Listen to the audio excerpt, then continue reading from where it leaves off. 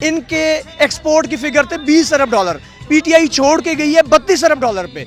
ये रेमिटेंसेस छोड़ के गए थे 20 अरब डॉलर पे, पीटीआई छोड़ के गई है 31 अरब डॉलर पे।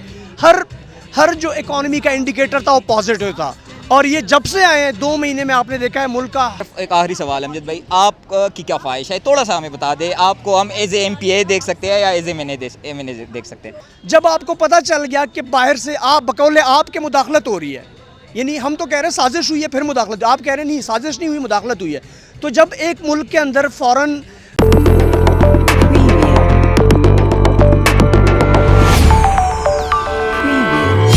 अस्सलाम वालेकुम अमजद भाई। वालेकुम सलाम। अच्छा अमजद भाई बताएं, आज आप लोगों ने जो कैंप लगाया हुआ है किस सिलसिले में लगाया हुआ है? ये असल में हमने अपनी मेंबरशिप शुरू की हुई है राब्ता ऐप के ज़रिए। तो उसमें हम रजिस्ट्रेशन करा रहे हैं लोगों की भी अपनी भी, क्योंकि पीटीआई की नई मेंबरशिप शुरू, आपको पता है इलेक्शन का माहौल बना हुआ है। तो हम चाहते हैं, एक तो हमारे पहले के जो मेंबर 27 लाख बने हुए हैं, अब हम ये कर रहे हैं कि उसमें न्यू मेंबरशिप ऐड कर रहे हैं, क्योंकि आपको पता है काफ़ी सारे लोग जो 18 साल तक पहुंच गए हैं जिनके ID कार्ड्स नए बने हुए हैं, तो वो सारे आपको पता है यूथ सारी पीटीआई के साथ है, तो उनको हम अब रजिस्टर करा रहे हैं। और ये कैंप ISF और ख़वातीन विंग ने मिलके F7 मरकज़ में लगाया हुआ है। अभी तक काफ़ी अच्छा रिस्पांस आ रहा है, हम लोगों को रजिस्टर करा रहे हैं पीटीआई में।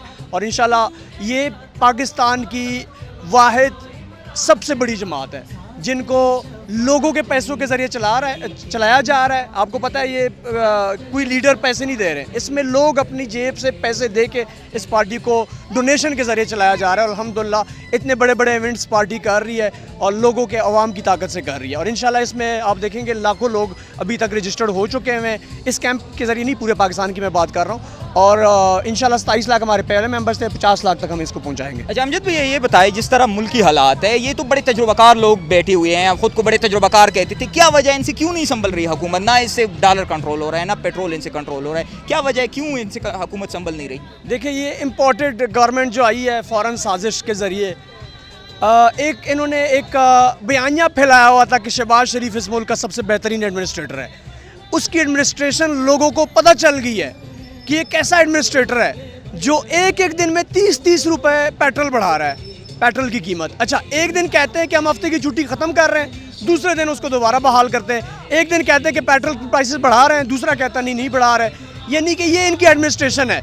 अगर ये इनकी एडमिनिस्ट्रेशन है तो इमरान खान इनके सामने, मैं आपको बता रहा हूँ, इमरान खान इनके सामने, यानी जिस तरह मुल्क चला रहा है वो ज़मीन और आसमान, जिस तरह इमरान खान ने मुल्क चलाया था और जिस तरह ये चला रहे हैं, ज़मीन और आसमान का फ़र्क था। तो एक तो ये एक्सपोज हो गए। दूसरी बात ये कि इनकी इकॉनमी पहले क्या थी, आपने देखा होगा पहले क्या हो, ये 2018 तक गवर्नमेंट में थे। इमरान खान को जब गवर्नमेंट मिली थी तो स्टेट बैंक के पास सिर्फ 2 महीने के इंपोर्ट बिल के पैसे थे, डॉलर में 7 अरब डॉलर थे। पीटीआई जब छोड़ के गई है तो 16 अरब डॉलर पे छोड़ के गई है स्टेट बैंक के पास ज़खायर। इनके एक्सपोर्ट की फिगर थे 20 अरब डॉलर, पीटीआई छोड़ के गई है 32 अरब डॉलर पे। ये रेमिटेंसेस छोड़ के गए थे 20 अरब डॉलर पे, पीटीआई छोड़ के गई है 31 अरब डॉलर पे। हर जो इकोनॉमी का इंडिकेटर था वो पॉजिटिव था।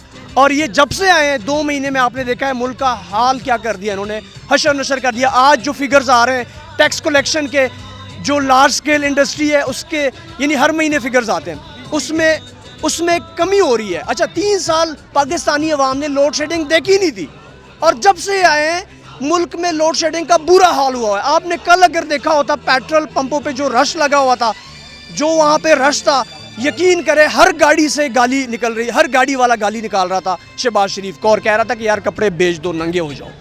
अच्छा अमजद भाई ये मुझे बताएं, जिस तरह ये कह रहे थे इमरान खान साहब का कि जो है ना महंगाई की वजह से हम उसको घर भेज रहे हैं, अब ये जब से आए हैं महंगाई आसमान से बातें कर रही है। बाकी इनसे जो है ना इनके जिस तरह के मामला चल रहे हैं IMF के साथ, अभी शौकत तरीन साहब का ताज़ा बयान आया हुआ है कि मुझे इस्टेब्लिशमेंट ने बुलाया था कि आप आ जाए और इनकी हेल्प करें। तो आप इसको कैसे देखते हैं? इस्टेब्लिशमेंट तो खुद कह रही थी कि हम न्यूट्रल है, तो ये न्यूट्रलिटी है?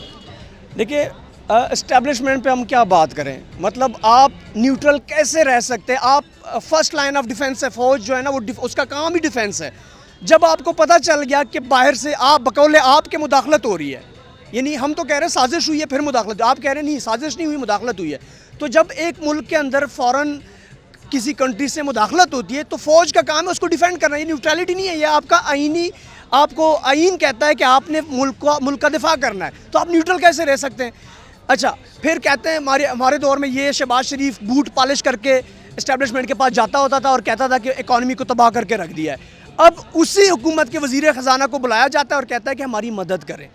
तो हमने तो तबाह किया हुआ था ना, पीटीआई ने तो मीशत को तबाह किया हुआ था, तो उससे मदद क्यों ले रहे हैं? उसी बंदे से आप मदद ले, फिर गिराने की क्या ज़रूरत थी भाई? फिर ये मुल्क को ठीक करें, अब ठीक करके दिखाएं ना।